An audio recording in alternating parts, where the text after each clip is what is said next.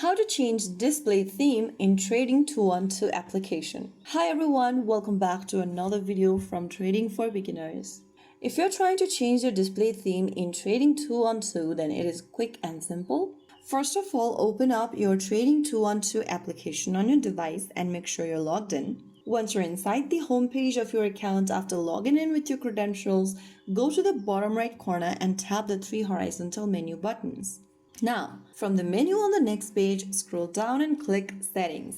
Inside Settings, tap on Theme on the left. Under Theme, you can choose between light, black, navy. After you tap on the buttons, you'll see your display changed immediately into the selected theme. Take a moment to see which looks more comfortable to you, and once you are done, you can start exploring in your selected theme.